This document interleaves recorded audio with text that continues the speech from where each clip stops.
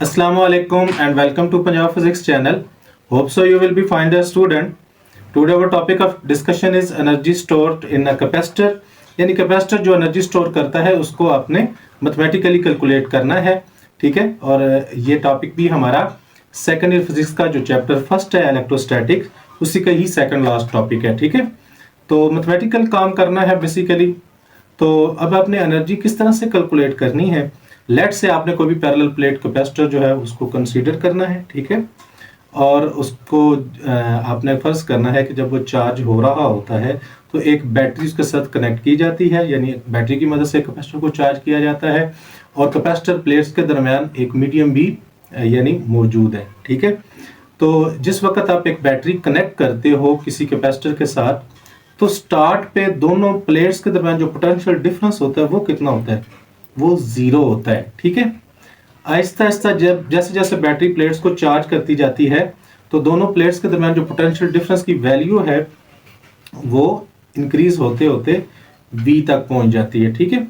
तो यानी स्टार्ट के ऊपर पोटेंशियल डिफरेंस की वैल्यू जीरो, फिर चेंज होते होते होते यानी इंक्रीज होते होते वो V तक पहुंच जाती है, ठीक है।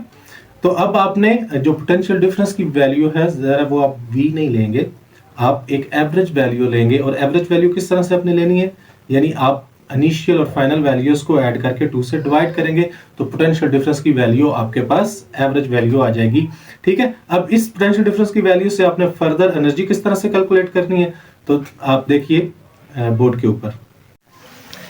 तो पोटेंशियल डिफरेंस जो है हमारे पास ज़रा दोनों मेटल्स प्लेट के दरमियान स्टार्ट पे ज़ीरो होगा और फिर वक्त के साथ साथ वो V हो जाएगा। तो उसकी हम अगर एवरेज लें तो वो आपके पास आ गया 0 + V/2 1/2V, यानी आपके पास एवरेज पोटेंशियल डिफरेंस की वैल्यू आ गई। अच्छा, अब हम चाहते हैं इलेक्ट्रिक पोटेंशियल एनर्जी कैलकुलेट करना। इलेक्ट्रिक पोटेंशियल एनर्जी यहाँ पे उतनी ही होगी जितना बैटरी को वर्क करना पड़ेगा चार्ज स्टोर करवाने के लिए, ठीक है। अच्छा, ये कौन सा वर्क है, देखें जब एक प्लेट से दूसरी प्लेट तक बैटरी जो है वो एक चार्ज को लेके आती है ना, यानी एक इलेक्ट्रॉन को, तो बैटरी को वर्क करना पड़ता है। फिर जब जो नेक्स्ट दूसरा चार्ज लेके आती है तो उस सूरत में उसका वर्क ज़्यादा होता है, क्योंकि पहले वाला जो नेगेटिव चार्ज है वो आने वाले नेगेटिव चार्ज को रिपेल करता है। तो इस रिपल्शन के नतीजे में बैटरी को एक्स्ट्रा वर्क करना पड़ेगा। इसी तरह जब तीसरा आएगा, चौथा आएगा, तो इस तरह वो रिपल्शन बढ़ती जाएगी, बैटरी को वर्क जो है वो ज़्यादा करना पड़ेगा, ठीक है। तो जितना वो वर्क होगा उतनी ही इलेक्ट्रिक पोटेंशियल एनर्जी होगी। तो मैंने यहाँ पे लिख दिया कि पोटेंशियल एनर्जी जो है वो आपकी वर्क के इक्वल होगी, और आपका वर्क जो होता है वो चार्ज और पोटेंशियल डिफरेंस की यानी प्रोडक्ट के इक्वल होता है। तो आप पोटेंशियल डिफरेंस को आपने V से डिनोट किया, तो और उसकी वैल्यू 1/2V है, वो यहाँ पे पुट कर दे तो आपके पास पोटेंशियल एनर्जी की वैल्यू आ गई 1/2QV आ गई, ठीक है। तो फर्दर अब आप देखें तो यहाँ पे जो Q है, Q आपके पास किसके इक्वल होता है, यानी आपके कैपेसिटर के लेक्चर्स पे देखा था Q आपके पास CV के इक्वल होता है। तो यानी Q = CV वो यहाँ पे पुट कर दे तो आपके पास एनर्जी जो आ जाएगी इलेक्ट्रिक पोटेंशियल एनर्जी 1/2CV² के इक्वल आ जाएगी। फिर नेक्स्ट चलें, तो अब आपने जो ये जो C है कैपेसिटेंस ऑफ अ कैपेसिटर, जब मीडियम मौजूद होता है, ठीक है, कैपेसिटर प्लेट्स के दरमियान, तो उस वक्त जो कैपेसिटेंस आपने कैलकुलेट की थी वो आपके पास थी A ε/ε0/D,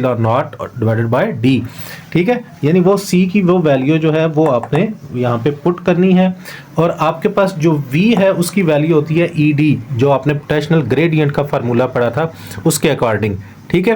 तो वो आप यहाँ पे C और V की वैल्यूज जो हैं वो पुट कर देंगे तो आपके पास आ गया, यानी E = 1/2 और ये C की वैल्यू और ये V की वैल्यू आपने ED पुट किया, तो V पे स्क्वायर था तो इसलिए ED के ऊपर स्क्वायर आ गया, ठीक है। अब आप देखेंगे यहाँ से D और वहाँ से एक D कैंसल, तो एक D रह जाएगा, E के ऊपर स्क्वायर जो है वो रिमेन रहेगा, एरिया और एक D जो यहाँ पे रह जाएगा उसको आप इकट्ठा कर दें।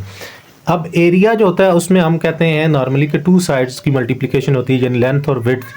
अगर उसके साथ एक हाइट और मिल जाए, यानी एक लेंथ और मिल जाए तो वो वॉल्यूम बन जाता है।